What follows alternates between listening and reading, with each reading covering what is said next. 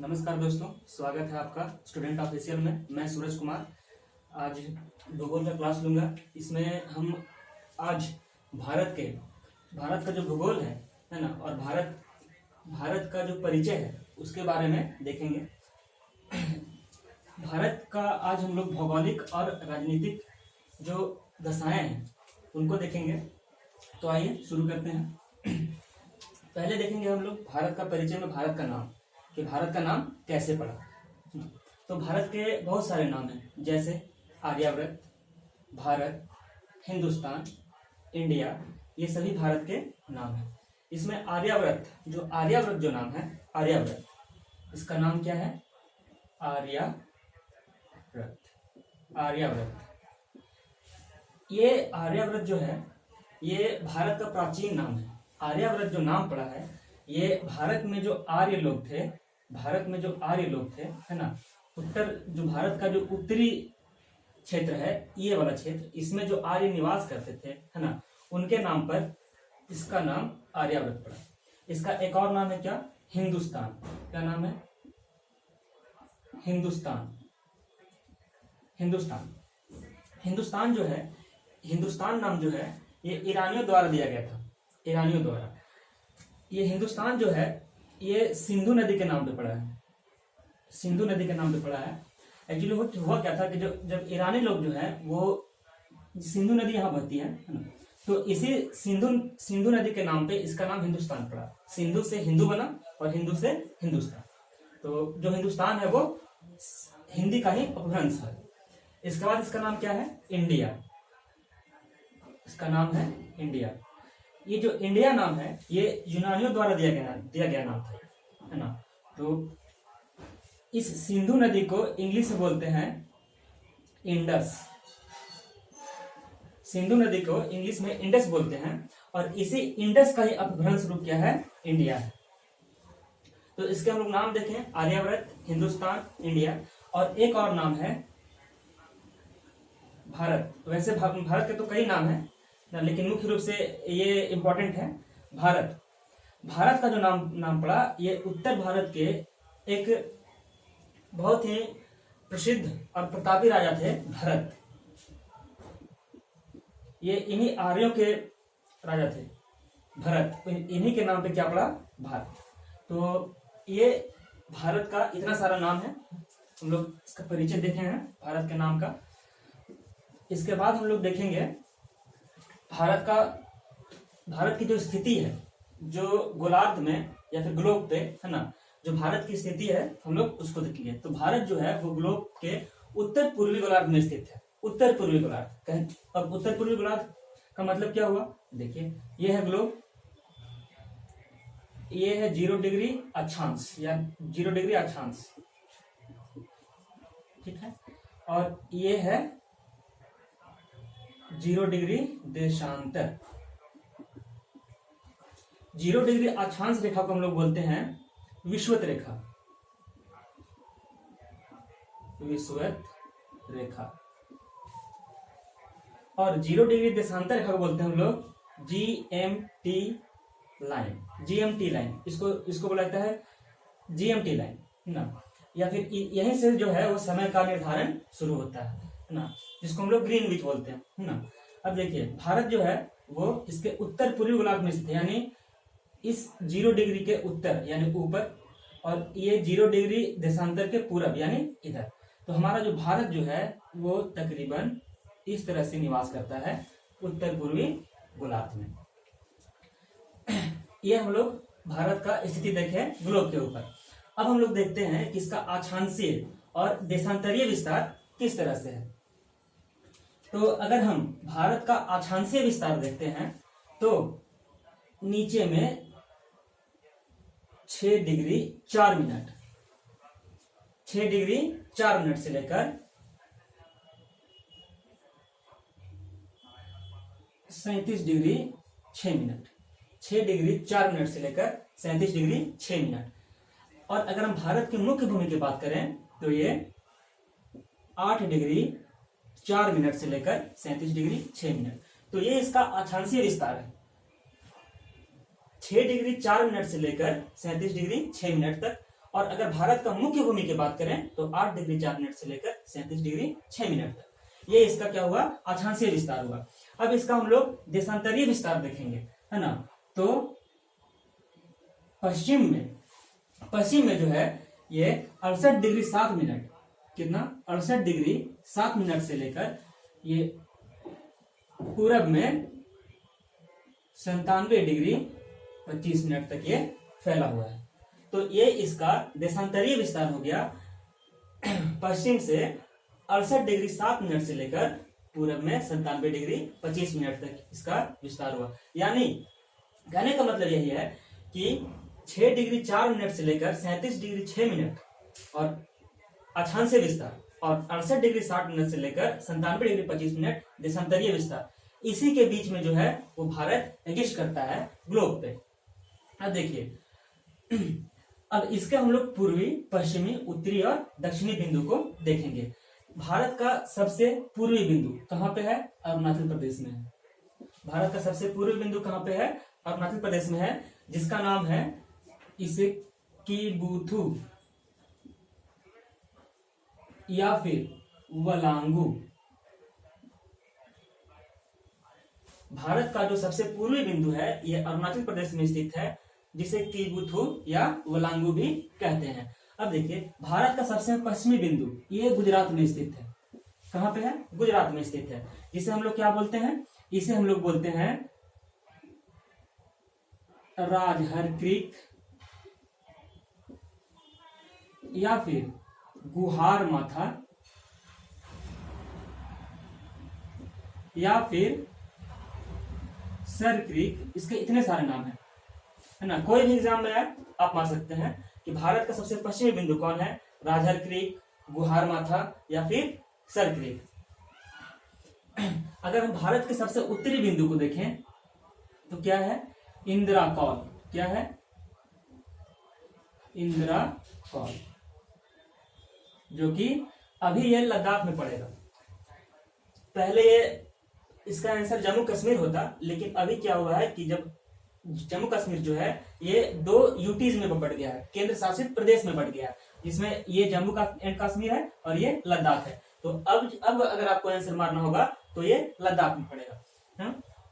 और भारत का सबसे दक्षिणतम बिंदु जो है ये है निकोबार द्वीप में, ग्रेट निकोबार द्वीप में, जिसको बोलते हैं इंदिरा पॉइंट।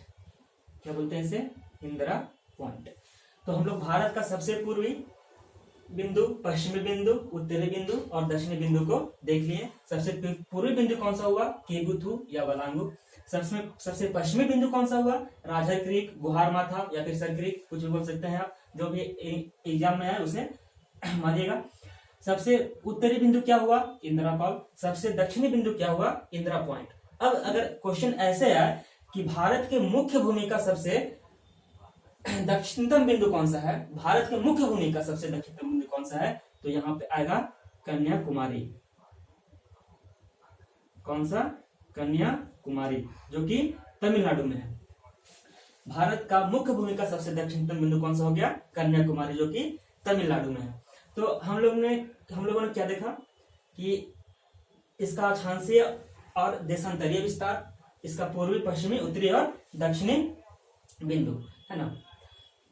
अब हम लोग देखते हैं कि भारत से कर्क रेखा गुजरी हुई है। कर्क रेखा तो ये कितने राज्यों से गुजरी हुई है, 8 राज्यों से। कौन कौन से राज्य हो गए, गुजरात, राजस्थान, मध्य प्रदेश, छत्तीसगढ़, झारखंड, वेस्ट बंगाल, त्रिपुरा और मिजोरम। तो ये कुल 8 राज्यों से जो है ये पास किया है कर्क रेखा। अब देखिए, इसको आप लिख लीजिए। इसका एक ट्रिक है। ट्रिक इसका क्या है, मित्र पर गमछा झाड़। मित्र पर गमछा झाड़। मित्र, इसमें मी हो गया मिजोरम, मिजोरम। तरस हो गया त्रिपुरा, प से हो गया पश्चिम बंगाल, रस हो गया राजस्थान,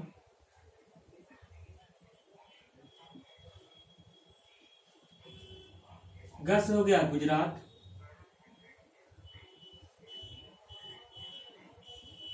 म से हो गया मध्य प्रदेश यानी एमपी, छ से हो गया छत्तीसगढ़, छत्तीसगढ़, और झार से हो गया झारखंड। तो ये 8 राज्य हैं जिससे कर्क रेखा गुजरती है। तो इसे आप लोग लिख लेंगे।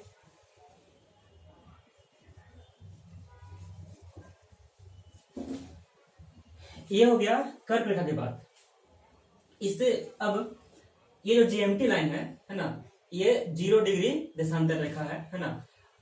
इसी से समय का निर्धारण होता है, क्योंकि हम लोग ग्लोब पे देख चुके हैं कि जो भारत है ये 0 डिग्री यानी जीएमटी लाइन से पूर्व दिशा की ओर है, यानी भारत से 82.5 डिग्री देशांतर रेखा गुजरा है। 82.5 डिग्री देशांतर रेखा, देखिए कौन कौन सा राज्य से गुजरा है। यह है 82.5 डिग्री देशांतर रेखा, ठीक है। ये 5 राज्यों से गुजरा है। कौन कौन सा राज्य हो गया? यूपी, एमपी, छत्तीसगढ़, उड़ीसा और मध्य प्रदेश। ये 5 राज्य से गुजरा है। कौन कौन राज्य हो गए? यूपी हो गया, एमपी हो गया, छत्तीसगढ़ हो गया, उड़ीसा हो गया और आंध्र प्रदेश हो गया, है ना। यही हम लोग का मानक समय को बदलाता है। जो 82.5 डिग्री है, इसी से हम लोग का जो समय है वो तय होता है, मानक समय। अब जो भारत है वो जीएमटी ग्रीनविच से कितना आगे है? तो ये कितना आगे है? 5.5 घंटा आगे है। ये 5.5 घंटा आगे है। अब ये 5.5 घंटा आगे है, ये तय कैसे होगा? तो ये तय इस प्रकार होगा, जो 1 डिग्री होता है ये बहुत सारे देशांतर रेखाएं हैं इस तरह से,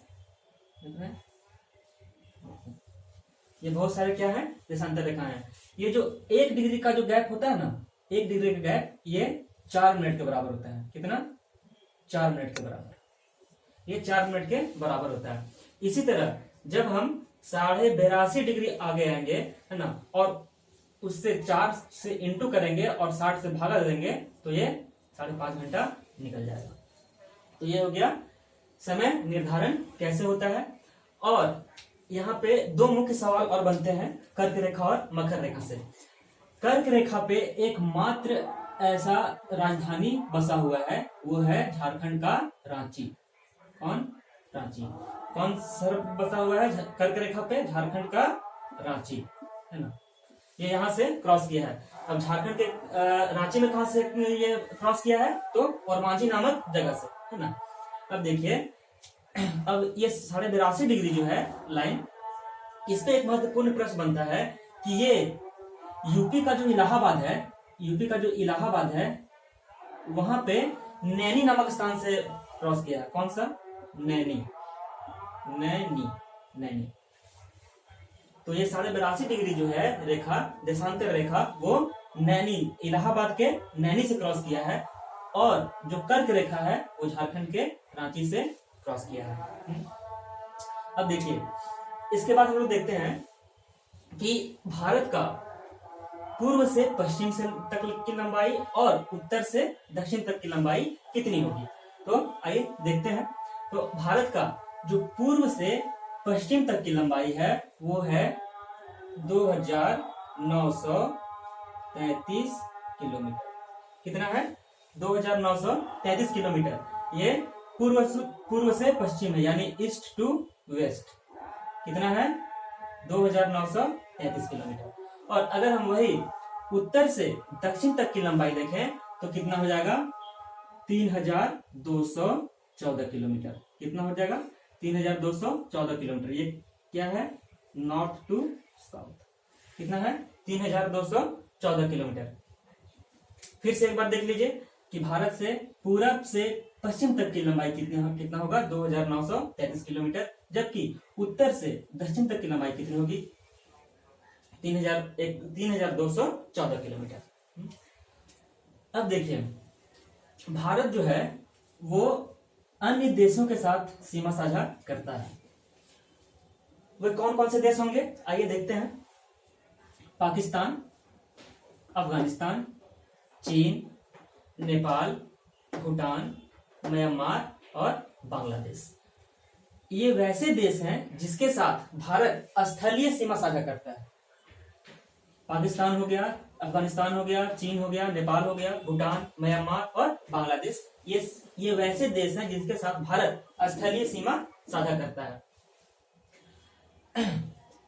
अब पाकिस्तान के साथ वे कौन कौन से राज्य हैं जो सीमा साझा करते हैं, यही इसको भी देखते हैं। देखिए, गुजरात, राजस्थान, पंजाब ना, और ये जम्मू एंड कश्मीर। तो देखिए, ये गुजरात, राजस्थान और पंजाब ये सब राज्य हैं, जबकि अब जो ये जम्मू एंड कश्मीर है ये अब केंद्र शासित प्रदेश बन गया है।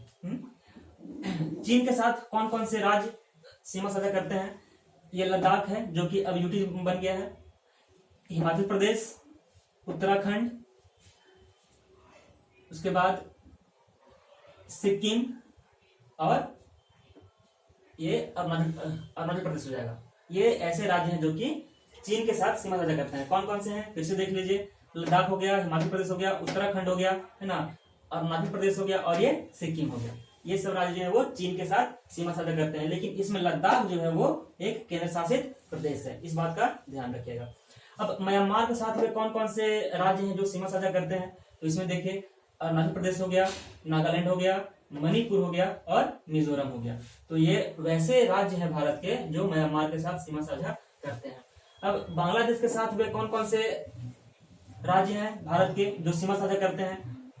आइए देखते हैं। वेस्ट बंगाल, असम, मेघालय और त्रिपुरा, ये वैसे राज्य हैं जो बांग्लादेश के साथ सीमा साझा करते हैं। एक बार फिर से देख लीजिए नक्शे में, ये है वेस्ट बंगाल जो कि यहाँ तक है, ये असम यहाँ भी टच कर रहा है और ये असम यहाँ भी टच कर रहा है, इस बात का ध्यान रखिएगा। और ये मेघालय और ये इधर से त्रिपुरा। ये हो गया भारत के राज्यों की स्थिति और उनसे सटे हुए देश।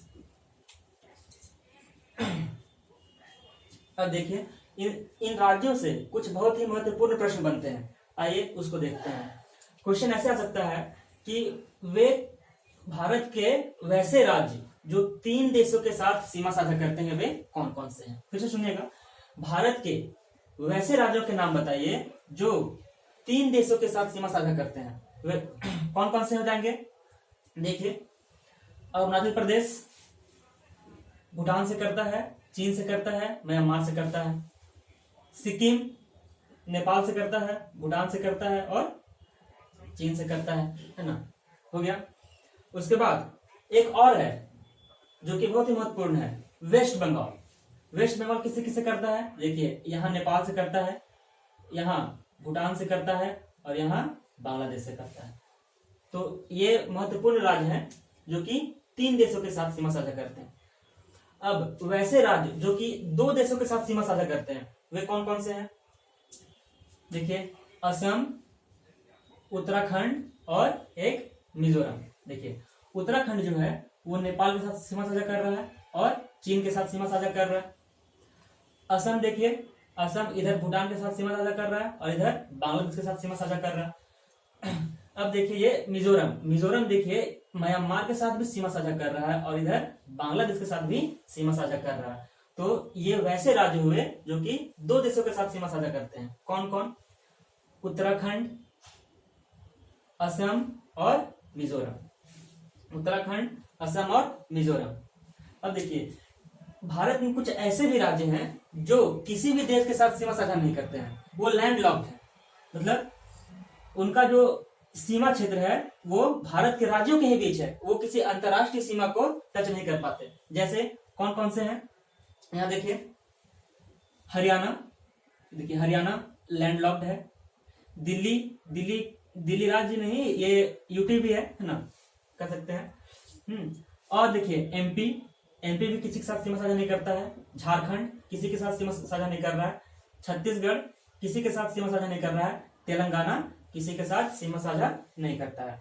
कौन कौन सा है? हरियाणा, एमपी, झारखंड, छत्तीसगढ़ और तेलंगाना। कौन कौन सा है? हरियाणा, मध्य प्रदेश, झारखंड, छत्तीसगढ़, तेलंगाना। ये सब वैसे राज्य हैं जो कि लैंड लॉक्ड है, यानी किसी के साथ सीमा साझा नहीं करते हैं। ये तो होगी राज्यों की बात। अब वैसे राज्य जो कि वैसे राज्य जो कि लैंडलॉक्ड है, इसके बारे में हम लोग देख लिए। अब हम लोग देखते हैं कि वैसे केंद्र शासित प्रदेश जो कि लैंडलॉक्ड है, हाँ? जैसे कौन सा? दिल्ली, यहाँ पे चंडीगढ़, यहाँ पे। उसके बाद एक है दादर और नगर हवेली, दादर और नगर हवेली, ये यहाँ पे है, इस तरह से छोटा सा है दादर एंड नगर हवेली। वो ये तीन जो है ये लैंडलॉक केंद्र शासित प्रदेश है। तो हम लोगों ने आज क्या देखा? भारत की भौगोलिक स्थिति और राजनीतिक स्थिति को देख लिया है। अब हम अगले क्लास में जो है इसको और आगे बढ़ाएंगे, हाँ? और भारत का परिचय को और गहराई से अध्ययन करेंगे। तब तक के लिए धन्यवाद। आप हमारे चैनल स्टूडेंट ऑफिशियल को जरूर सब्सक्राइब करें और लाइक करें, कमेंट करें। तब तक के लिए धन्यवाद। मिलते हैं अगले वीडियो में।